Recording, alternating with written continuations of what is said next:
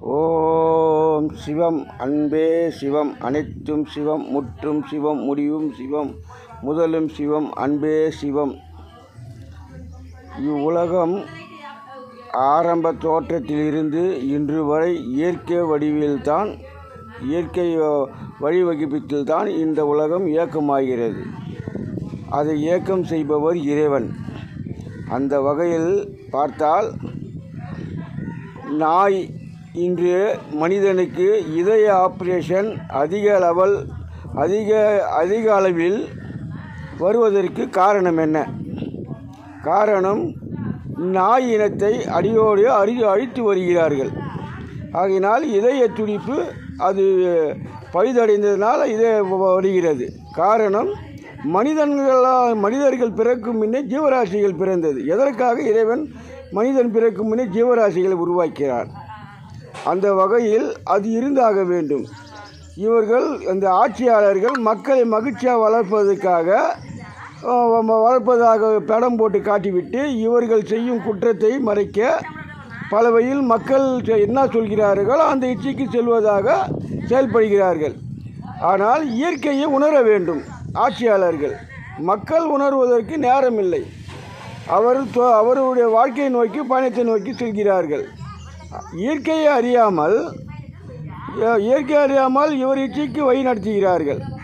இதனால்தான் இந்த தெரு நாய் போன்ற நாய்கள் எல்லாம் வெளிநாட்டில் இன்னும் நாய்களை பல வழிகள் அவர் வீட்டில் செல்ல பிராணியாக வளர்த்து வருவதற்கு காரணம் என்ன? இதுதான் காரணம். நாய் துடிப்பு இருந்தால்தான் மனிதன் பிறப்பில் அவன் இதயம் எந்த காலத்திலும் பழுதடையாது. அந்த இதயம் துடிப்பு நன்றாக இருக்கும். இதுதான் இயற்கை நீதி. அதே போன்று காடுகளில் புலி, சிங்கம், யானை இது போன்ற மிருகங்கள் இருப்பதனால் அந்த இனம் மறைந்து மண்ணில் மறைந்த பிறகு அந்த மண்ணில் தான் நாமும் இன்று இந்த கடல் நீரிலும் குடிநீரிலும் உப்பிலும் கலந்து வருகிறது.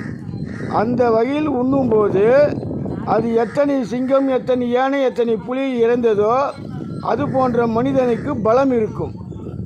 பலம் இருக்கிறதுனால இவன் என்ன உண்டு வாய்கிறான், இவனுக்கு இந்த அளவு பலம் என்பது மூட நம்பிக்கை. அதெல்லாம் இந்த மூட நம்பிக்கை வருவதற்கு காரணம் யார்? அரசியல்வாதி. மக்கள் காலத்தோடு மக்கள் உருவாகும் அளவுடன் இறைவன் பொருள்களை படைக்கிறார். ஆனால் இவர்கள் அந்த உழைக்கும் மக்களை கீழ்த்தரமாக இன்றால்தான் நம்மளுக்கு மரியாதை உண்டு, நாம் உயர்ந்து வாழ முடியும் என்ற ஒரே நோக்கத்தில் நடமாடும் பொருள்களை எல்லாம் சேமித்து வைத்து கொண்டார்கள். சேமித்து வைத்ததற்கு பணம் ஏது? லஞ்ச பணம். லஞ்சம் எதற்கு வாங்கிறார்கள்? இப்போ பள்ளியில் படியுங்கள் அனைவரும் படிக்க வைக்கிறார்கள். இதில் 100 பேர் தேர்ச்சி பெறுகிறார்கள். அதில் வேலை தருவது 10 பேருக்கு, 90 பேருக்கு வேலை கிடையாது. அப்போ எதற்காக படிக்க வேண்டும்? பிள்ளைகள் அவர் பெற்றோருடனே ஏதோ குறிக்க வயதில் ஏதோ ஒரு கடைக்கு எங்கேயாவது சென்று வேலை செய்தால் பணம் வாங்கி அவர்கள் கடன் இல்லாமல் வாழ்ந்திருப்பார்கள் எல்லாம். இதையெல்லாம் யார் யோசிக்க வேண்டும்? மக்கள் தான் யோசிக்க வேண்டும். இந்த அரசாங்கத்தை நம்பினால் உங்களுக்கு கடைசி வரைக்கும் இதே நிலைதான். நோய் வரும், நோய்க்கு ஏற்ற பணத்தை தருவான். இந்த பணத்தை எவ்வாறு தருகிறார்கள்? இன்று தருகிறானே ஒருவன் இல்லை, உலக எல்லா நாடுகளிலும் தருகிறாளோ இல்லோ, ஆனால் நானும் தமிழன் தான், தமிழ்நாட்டு தருகிறான் பார். ரிசர்வ் வங்கியில் கடன் கொடுக்கிறானா, இவன் வாங்கி வருவானா, இவன் பணத்தை தருவானா? அந்த பணத்தை கொண்டு போய் ஹாஸ்பிட்டலில் கொஞ்சம் அங்கேயும் இங்கும் செலவழிப்பார்களாம் மக்கள். இதிலிருந்து வரி பணத்தை இவர் வாங்கி உல்லாசமாக வாழ்வாராம். ஊருக்காக வெளிச்சம் கொடுத்த பணத்திலே தாங்கள் வெளிச்சம் போட்டு வாழ்ந்து விட்டார் நகர சபையில். இவருடைய தந்தை ஏழ்மையான குடும்பத்தில் பிறந்தவர். கஞ்சிக்குடல் ஆட்டியாகி கஞ்சிக்குடு கிடைக்காமல் தான் சென்னை வந்தார். சென்னை வருவதற்கும் பணம் இல்லாமல் திருட்டு ரயில் ஏறி வந்தார். திருட்டு ரயில் ஏறி வந்து இறைவன் தேர்ந்தெடுத்து அவன் ஏழ்மையை உணர்ந்து நல்வழிக்கு செல்வான் என்று அவன் அமர வைத்தான். இவன் செய்த லீலை என்ன? மிக கொடுமையானது. அவன் நினைக்கிறான் நமக்கு மனசில் தூண்டுவது கடவுள் என்பது. கடவுள் தூண்டப்படவில்லை, மனிதன் தூண்டப்படுகிறான். இந்த உலகம் உருவாகி இதுவரைக்கும் 485 கோடி வருஷம் ஆகிறது. அதற்கு எம்மிடத்தில் ஆதாரம் உள்ளது. இந்த 480 கோடி வருஷமாக ஒவ்வொரு மனிதன் எந்த நிலையில் பிறந்தான், எந்த நிலையில் வாழ்ந்தான், எப்படியெல்லாம் செயல்பட்டான், அவன் மண்ணில் மறைந்ததும் அந்த மண்ணில் தான் நாம் இன்றும் உண்டு வருகிறோம். அதுபோன்ற மனிதன் அந்த உணர்வுகள் அந்த இரத்தத்தில் தூண்டத்தான் செய்யும். அது கடவுள் தூண்ட செய்கிறான் என்பதில் மூட நம்பிக்கை. அது நம்ம சிந்தித்து செயல்பட வேண்டும் என்பதற்காகத்தான் அரசு என்ற ஒரு பெயரை வைத்து உங்களை ஆட்சியிலும் அமர வைத்து மக்களுக்கு நல்வழி செய்ய. ஆனால் நீங்கள் மனதில் பட்டதை கடவுள் தான் நம்மை தூண்ட விடுகிறார்கள். கடவுள் தான் நம்மை சொல்கிறான், அந்த வழியில் செல்வோம் என்று செல்கிறார்கள். இதனால் பாதிப்பு யாருக்கு? இங்கு எங்கு வந்து உள்ளது? கொரோனா காலத்தில் உணர்த்தினான் இறைவன். அப்பொழுதும் திருந்தவில்லை, இப்பொழுதும் நீங்கள் திருந்தவில்லை, மனம் மாறவில்லை. காரணம், இது போன்ற நிகழ்வுகள்லாம் இன்று சாலை மரங்களெல்லாம் வேகமாக அழித்து விட்டீர்கள், வாகனத்தை விட்டு விட்டீர்கள். வாகனம் சின்ன சின்ன ரிப்பேர் எல்லாம் செய்து அதை சரி செய்து அதை நடமாட விட்டால் வாகனம் உருவாகுவதற்கு எரிபொருளிலிருந்து பல பொருள்கள் குறைவாகும். இதனால் மக்கள் தொகையை இறைவன் குறைப்பான்.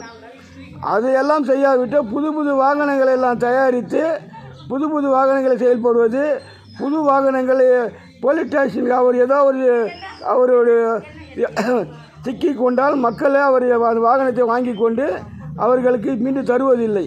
அதை அடைப்பட்டு கடுப்பது, மீண்டும் அதை உருக்கச் செய்வது, இடையில் அதற்கு உள் சாமானெல்லாம் விட்டு விடுவது. இவர்கள் தினம் அவர்கள் மது அருந்துவதற்காக பணத்துக்கு செலவழிப்பவர்கள்.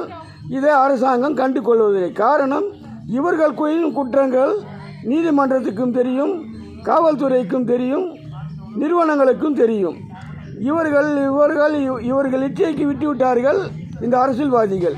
ஏன் காரணம், இவர்கள் தினம் உண்ணும் பொருளுக்கு அல்பாசைக்காக இவர்கள் மக்களுக்கு துரோகம் செய்து வருகிறார்கள். ஆனால் இவன் உல்லாசமாக 100 தலைமுறைக்கு வாழ்வதற்கான பொருள்களை சேமித்து வைத்துக்கொண்டு இவர்களை விட்டுவிட்டால் இது போன்ற ஒரு மனிதன் தேவையா என்பது இறைவனுடைய கேள்வி. இனி இதுவரையும் வாய்ந்து வென்றீர்கள். பூமியில் இடைவெளிகள் இருந்தது, விரிந்திருந்த கடந்தால் இறைவன் அதுக்காக வழி செய்து வந்தால். இறைவன் ஒரு எழுதியுள்ளான், மனிதன் நினைப்பதுண்டு வாழ்வு நிலைக்கும் என்று. இறைவன் நினைப்பது மனிதன் வாழ்வு நிலைக்கும் என்று. இறைவன் நினைப்பது ஒன்று மனிதன் பாவம் என்று. அந்த இறைவன் அவன் உயிராக பிறந்தவன், உயிர் மட்டும்தான் தருவான். உடலை தருவது தாய் தந்தை, உடன் பிறந்தவர்கள், முன் பிறந்தவர்கள். இது போன்றவர்களெல்லாம் ஒரு பள்ளியில் கிளாஸ் எடுப்பதில்லை. பெற்றோர்கள் வருமானத்துக்கு ஏற்ற மாதிரி நீங்கள் நடந்து கொள்ளுங்கள் என்று பிள்ளைகளுக்கெல்லாம் அறிவுரை ஊட்டுவதில்லை. அவர்கள் ஊட்டும் அறிவுரையே வேறு. ஒன்றும் தெரியாது. இவனுங்களாம் படித்தவனுங்கள் அரசியல் ஆண்டால்தான் இவனுக்கு அந்த பகுத்தறிவு இருக்கும். இவன் படிக்காத ஒரு மேதை, படிக்காத ஒரு மடையன், படிக்காத ஒரு மூடன், ஒரு முட்டாள், இவனுங்களெல்லாம் அரசியல் அமர வைத்தால் இது போன்ற அறிவு தான் செயல்படும். படித்தவனே அறிவில் அமர வைக்கணும் ஆட்சியில். அப்பொழுதுதான் மக்களுக்கு நல்ல அறிவு ஏற்படும். அறிவு என்பது என்ன? ஆளும் வளரணும், அறிவும் வளரணும். அது தாண்டா வளர்ச்சி. எதற்காக? சிறு வயதிலே குழந்தைகள் எல்லாம் ஏதோ சிறு வேலைக்கு சென்று விட்டால் அது நாடி நரம்பு எலும்பெல்லாம் பழுதடைந்து விடும் என்பதற்காக அதை படிக்க வைக்கிறான் இறைவன். ஆனால் அந்த பகுத்தறிவு கொடுப்பது நல்வழிக்கு அல்ல, இவன்கள் வாழ்வதற்காக தான் நல்வழி கொடுக்கிறான். ஒரு பள்ளிக்கூடம் செல்லும் வகையில் ஒரு தனியார் பள்ளியில் கொடுக்கும் புத்தகங்கள் எல்லாம் சுமக்க முடியாத அளவுக்கு உள்ளது. காரணம் என்ன? ஏன் அதுக்கு அளவோடு கொடுக்கலாமே? எதற்கு இறைவன் பரீட்சை 3 விதமாக கொண்டு வந்தான்? காலாண்டு, அரையாண்டு, முழுஆண்டு. இதுக்கு எல்லாம் இத்தனைக்கு தான் இவ்வளோ தான் வேண்டும். ஒரு புக்கிலே 3 பாடங்கள் 3 விதமாக எழுதலாமே. ஏன் அதுக்கு தனி நோட்டு? எதற்காக விட வேண்டும்? கல்வி அமைச்சர் என்ன செய்து வடிக்கிறான்? அவன் தேவை பணம். அவன் குடும்பம் வாழ்வதற்காக சொத்து சேர்த்து வைத்துள்ளான். இது போன்ற நிலையெல்லாம் இதுக்கு மூலாதாரம் முதல்வர். இது போன்ற மாநில சர்க்கார் செய்வதெல்லாம் மாபெரும் குற்றம் என்பது இறைவனுடைய வாக்கு.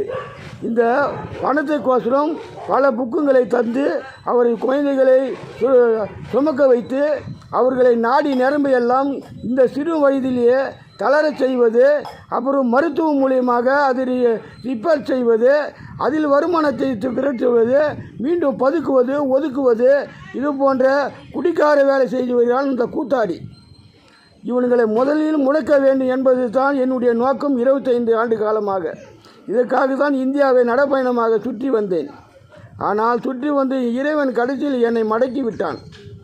இவர்களை அழிக்க என்ப ஒரே நோக்கத்தில் இருந்தேன்.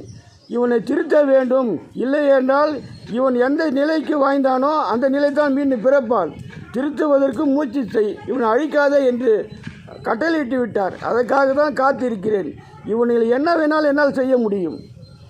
ஆனால் இந்த மூடன் இன்னும் திருந்தவில்லை. இவன் சொல்கிறான், நான் முன்னோக்கி எல்லாம் தமிழ் மக்கள் எல்லாம் முன்னோக்கியே செல்வார்கள். ஆமாம், இவர்கள் முன்னோக்கியே சென்று கொண்டு இவர் உல்லாசமாக கூத்தடிப்பார். மூடன் சொல்லுகிறான் பார். மூடன் தான் இவன் மகா மூடன். இவன் ஜல்லிக்காட்டு காலைக்கு போய் பரிசு கொடுக்கிறான். இவன் எங்கள் அப்பா விட்டு பணமா நகை நெட்டெல்லாம் கொடுப்பதற்கு மக்களை தூண்டச் செய்வது, அதில் இழப்பது, காயப்படுவது, அந்த குடும்பம் துன்பத்தில் ஆகுவதுக்கெல்லாம் இவன் என்ன செய்வான்? இவனுக்கு என்ன புரியும்? மகளிர் போலீஸில், மகளிர் காவல்துறையில் மகளிர் மட்டும்தான் இருக்க வேண்டும். அப்போதுதான் மகளிருக்கு வரும் பிரச்சனை மகளிரத்தில் நேர்மையாக கூற முடியும். அப்போதுதான் சட்டங்கள் திருத்தப்படும். அவ்வாறு கிடையாது. ஆண்களையும் விடுவது, பெண்களையும் ஒரே இடத்தில் செயல்படுவது. அப்பொழுது அவனால் ஆண் போலீஸ் பெண்களை கற்பழித்தான் என்று படம் போட்டு காட்டுவது. இது எந்த விதத்தில் நியாயம்? இந்த மூடன் என்ன செய்து கொண்டிருக்கிறான்? இந்த மூடனே ஒரு பெண் பித்தன். எமக்கு தெரியும் இவன் எந்தெந்த தேதியில் என்னென்ன செய்தான் என்பது. நீங்கள் எழுதி வைத்திருப்பீர்கள், எங்களுக்கு மனசாட்சியில் உள்ளது. நாங்கள் படம் போட்டு காட்டி விடுவோம். இறைவன் கூறுகிறான், சொல்லக்கூடாது பெண்கள் ரகசியம் என்பது. அதுக்காக தான் அமைதியாக இருக்கிறோம். இல்லை என்றால் உங்களை என்னவென்றாலும் செய்ய வேண்டும்.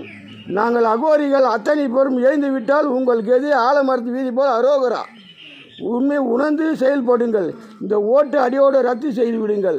இந்த ஓட்டுக்காக நீ செயல்பட்டால் நீங்கள் வருவது அனுபவித்தே தீர வேண்டும். ஓம் சிவம், அன்பே சிவம், அனைத்தும் சிவம்.